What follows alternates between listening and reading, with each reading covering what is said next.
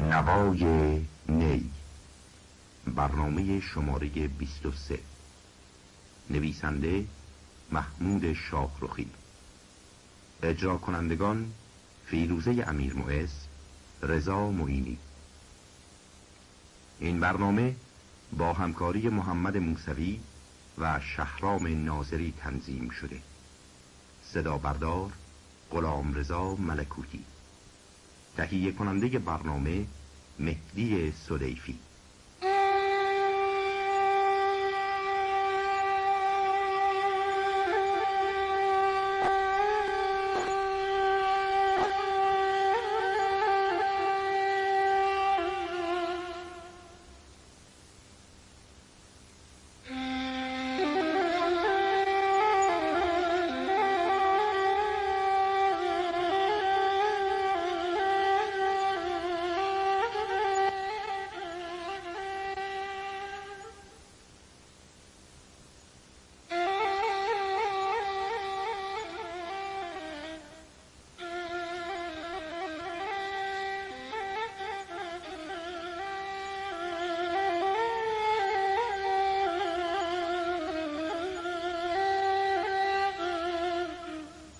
نوای نی.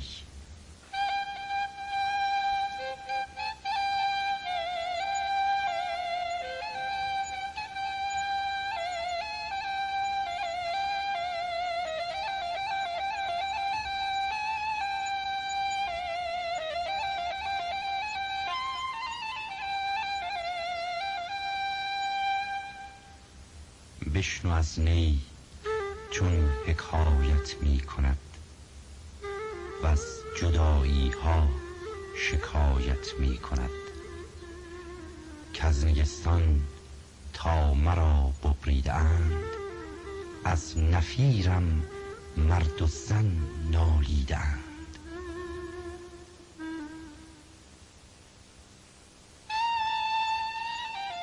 به نام آن معبود یکتا که مطلوب عارفانه است و منظور عاشقان، و درود گرم به همه خداجویان صافی ضمیر که دلداده جمال حقیقتند و رهروان طریق فضیلت، و با استعانت از پروردگار و طلب توفیق از وی سخن امروز را آغاز می‌کنیم. ما ز جام فیض جانان زنده ایم، ز آتش سودای او تابنده ایم. دعا و نیایش و راز و نیاز با معبود و خالق هستی امری فطری و طبیعی است. آدمی از آن زمان که در پهنه خاک پدید آمد، همان گونه که به غذا و آب احساس نیاز کرد، بدین نیاز معنوی نیز پی برد که در جهان نیرویی نهانی وجود دارد که می تواند او را در شدائد و سختی ها یاری و مددکاری کند و بدو آرامش و اطمینان بخشد.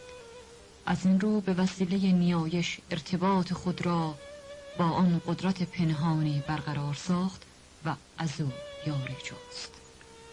آن روز که آتش محبت افروخت، عاشق روش سوز ز معشوق آموخت.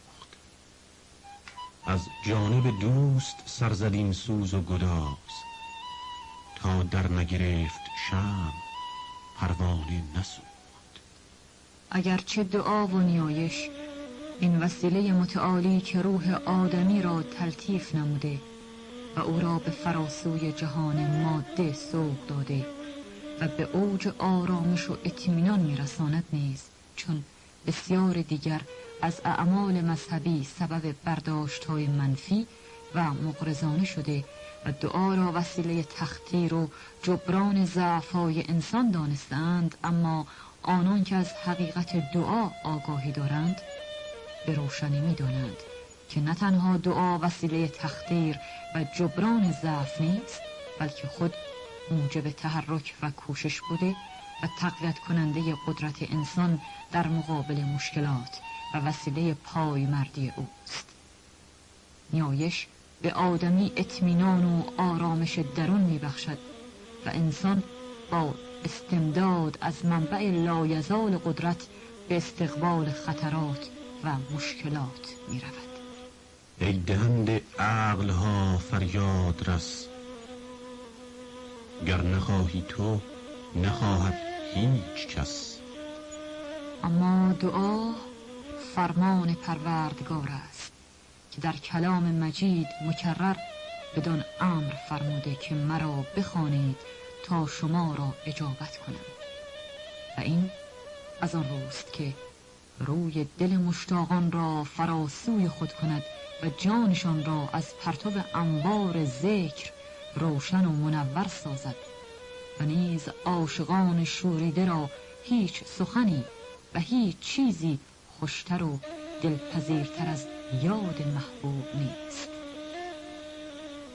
آنان با این شهد جان پرور مذاق جان خود را حلاوت می بخشند. ای خدای پاک بی انباز و یار، دست گیر و جرم ما را درگذار.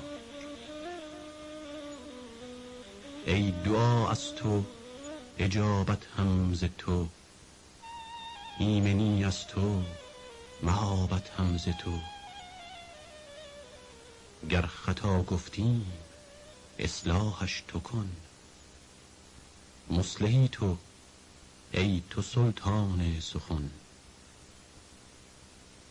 کیمیا داری که تبدیلش کنی، گرچه جوی خون بود نیلش کنی. این چنین میناگری ها کار توست، وین چنین اکسیرها ز اسرار توست.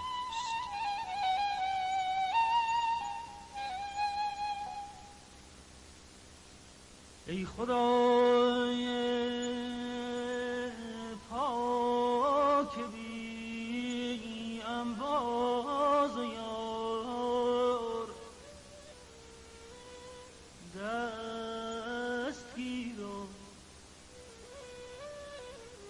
جرم ما را درگذار.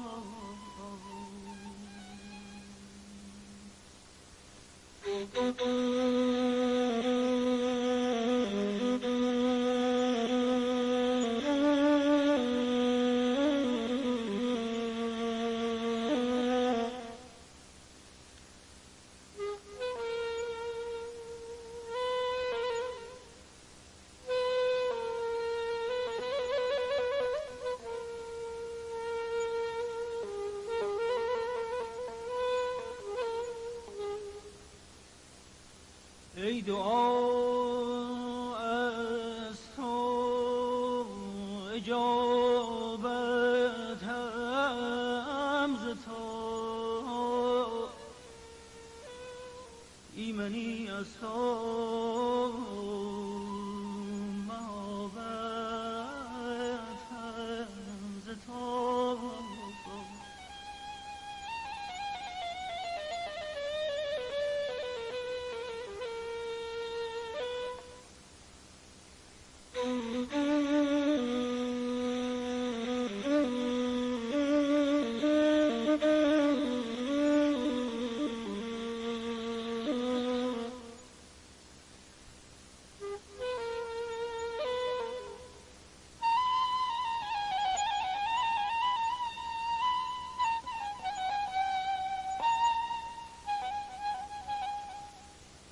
گر خطا گفتی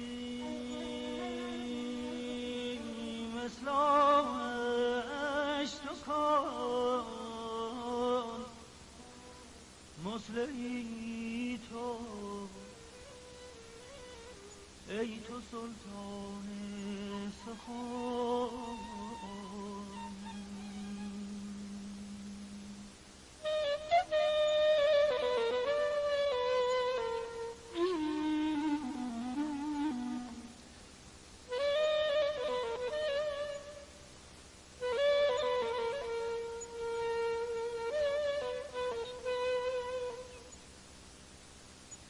کیمیا داری که تبدیلش کنی، گرچه جوی خون بود،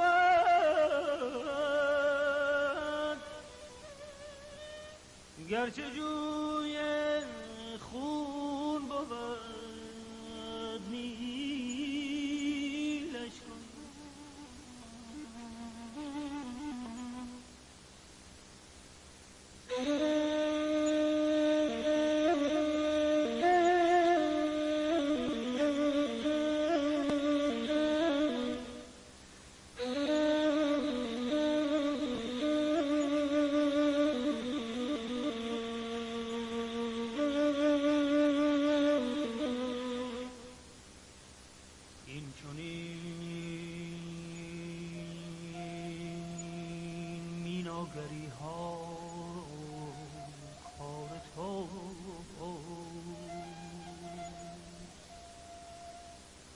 این چنین اکسیرها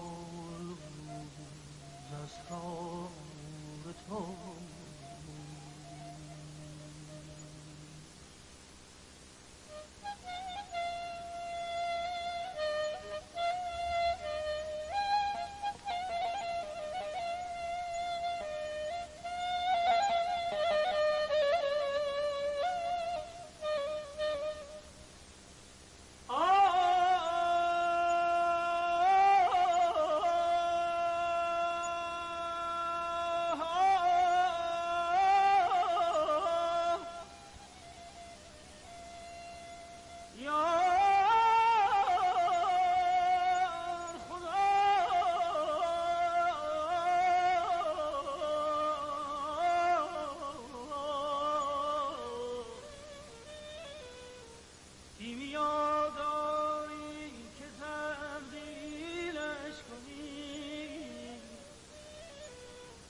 گرچه جوی خون بود، گرچه جوی خون بود نیلش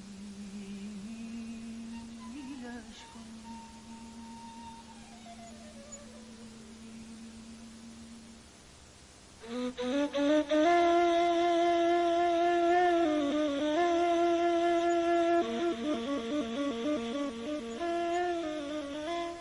ارباب معرفت را درباره دعا دو گونه برداشته است. گروهی که در مقام رضا قرار دارند اگرچه همه ذرات وجودشان ذاکر است، اما به زبان چیزی از حضرت حق تقاضا نمی کنند، چرا که آن را مخالف ادب و آیین معرفت می دانند و گویند معنی تمنا آن است که بدانچه دوست مقرر و مقدر فرموده خشنود نیستی، و چنین عملی خلاف عشق و معرفت است و زبان حال اینان چنین است. یکی درد و یکی درمان پسندد، یکی وصل و یکی هجران پسندد. من از درمان و درد و وصل و هجران پسندم آنچه را جانان پسندد. و از همین نظرگاه است که مولانا گوید میشناسم من گروهی زولیا که دهانشان بسته باشد در دعا، خاموشند و نعره تکرارشان می رود تا عرش و تخت یارشان. و گروه دیگر گویند معنی تقاضا و تمنا ابراز ناخشنودی از تقدیر حضرت حق نیست، بلکه امتثال امر اوست که بدان فرمان داده است و از او آن را باید خواست که او میخواهد. و مولانا خود از این گروه است. او ضمن داستانی و پس دعا را با سخنانی بس پرشور رقم میزند که اینک میشنویم. آن یکی الله میگفتی شبی، تا که شیرین گردد از ذکرش لبی. گفت شیطانش خموش ای سخت روی، چند گویی آخری بسیار گو. شوریده‌ای سودایی در دل شب خدای را همی خواند تا با حلاوت نام او مذاق جان خود را شیرین سازد. ابلیس بدو گفت ای شوربخت بی حاصل، تو را از این همه خدای گفتن چه سود؟ مگر او تو را یک بار پاسخ گفت که چنینش می‌خوانی؟ می نگاید یک جواب از پیش تخت، چند الله میزنی با روی سخت. او شکست دل شد و بنهاد سر، دید در خواب او خضر را در حضر. گفت این از ذکر چون وامانده ای، چون پشیمانی از آن کش خوانده ای. گفت لبیکم نمی آید جواب، زان همی ترسم که باشم رد باب. آن دردمند سوخته جان لب از گفتار فرو بست و دیگر یا رب یا رب نگفت. خضر پیامبر را در خواب بدید که از وی میپرسد از چه رو دیگر نام معبود خیش بر زبان نمی آوری؟ او به پاسخ گفت از آنکه هر یا رب گفتم لبیک نشنیدم، بیم آن دارم که از درگاه حضرت مردود و مطرود باشم. گفت خضرش که خدا گفتیم به من که برو با او بگو ای ممتحن، نی که آن الله تو لبیک ماست، آن نیاز و سوز و دردت پیک ماست.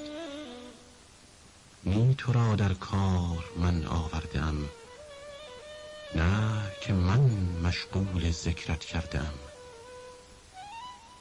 حیله ها و چار جویی های تو، جذب ما بود و گشاد آن پای تو. خضر آن حرمانزده نومید را گفت که مرا از حضرت خطاب آمد تا تو را اعلام کنم که همان الله گفتن تو عین لبیک اوست. و مگر نه این است که او تو را بر سر این کار داشته است؟ این سوز و گداز و درد و نیاز تو حاکی از رابطه تو با او می باشد که اگر او نمی خواست تو هرگز روی بدان درگاه نمی آوردی. دلا بسوز که سوز تو کارها بکند، دعای نیم شبی دفع صد بلا بکند. ز ملک تا ملکوتش حجاب بردارند، هر آن که خدمت جهان نما بکند. طبیب عشق مسیحا دم است و مشفق، لیک چو درد در تو نبیند کرا دوا بکند. تو با خدای خود انداز کار و دل خوش دار، که رحم اگر نکند مدعی خدا بکند. ز بخت خفته ملولم بود بیداری، وقت فاتحه صبح یک دعا بکند.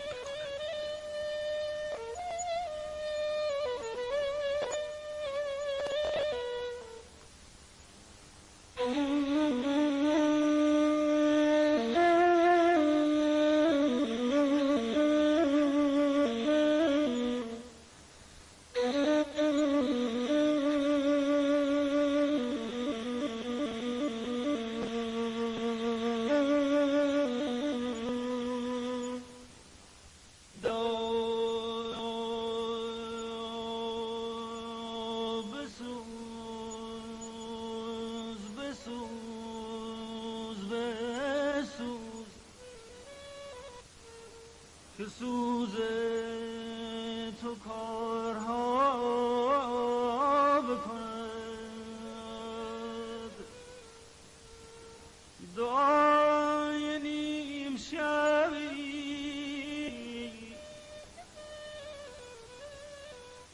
دعای نیم شبی،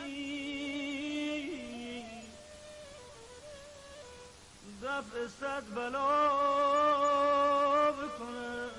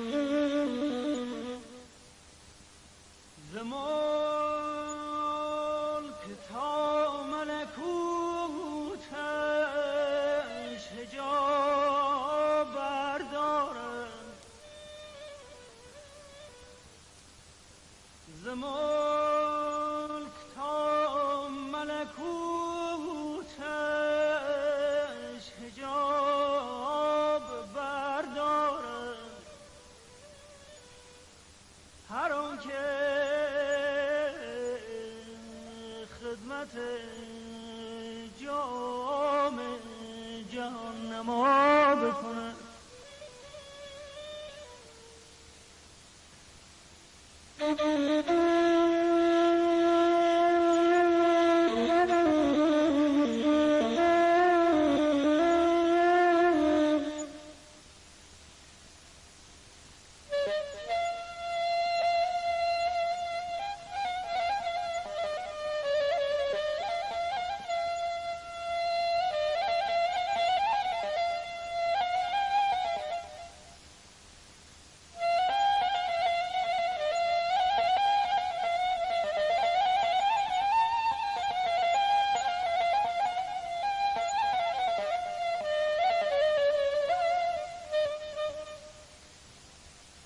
تو با خدای خود انداز کارا، دل خوش دار.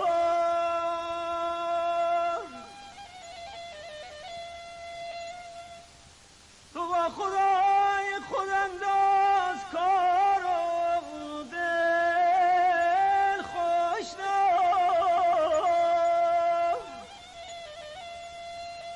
که رحم اگر نکند مدعی، خدا بکند.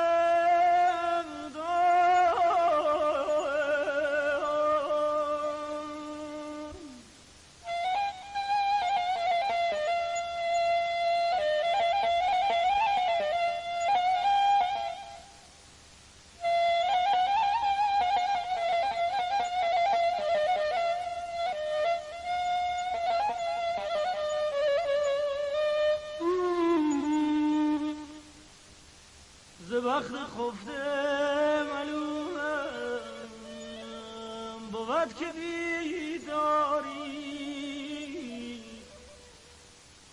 به وقت فاتحه صبح یک دعا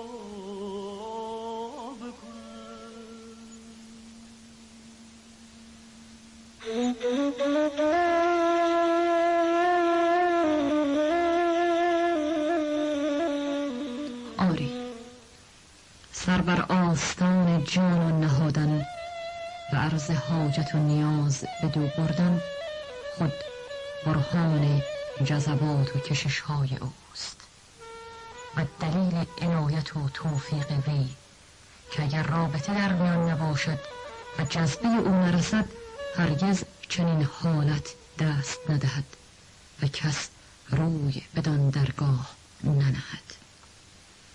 از لطف تو هیچ بنده نامید نشد، مقبول تو جز مقبل جاوید نشد.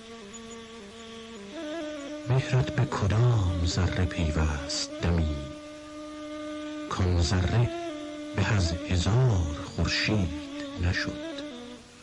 آری، چون او خواهد که روی دل بنده ای را فراسوی خود کند، دردی را بر او موکل دارد و او را به محنت و اندوهی مبتلا سازد تا بدان درگاهش کشاند و به فیض دیدارش مباهی فرماید.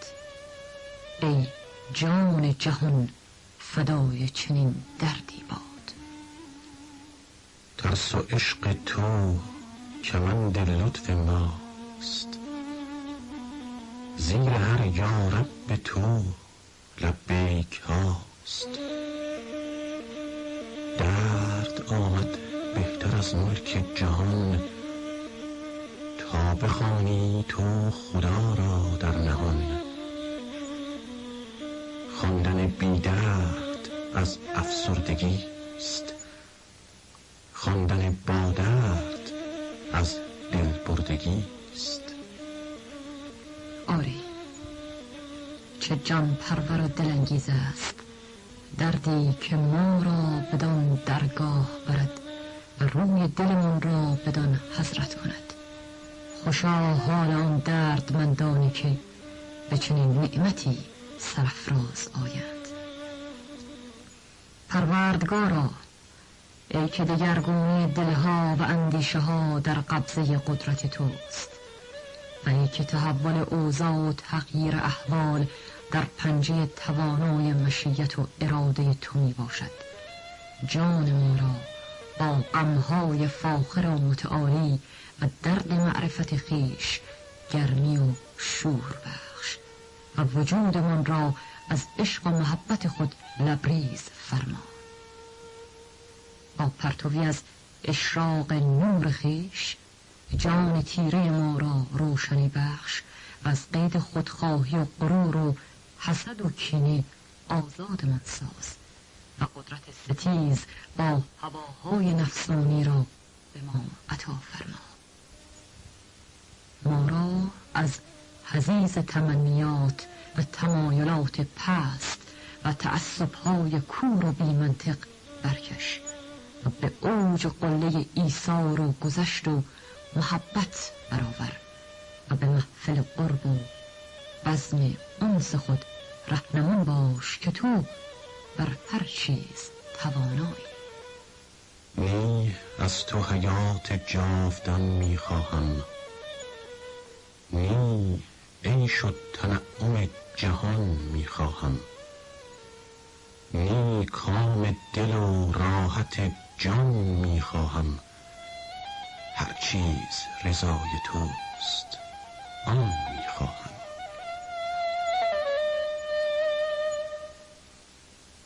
شرح این هجران و این خون جگر،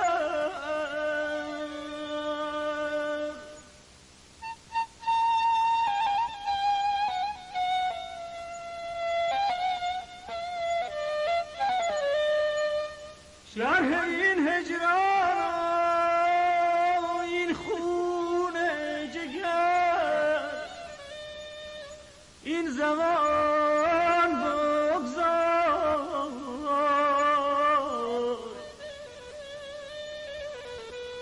این زمان بگذار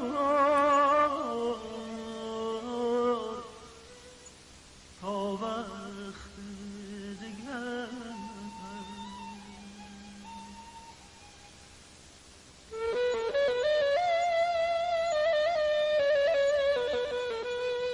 با آرزوی پیروزی برای شما عزیزان، تا برنامه دیگر، خدا نگهدار.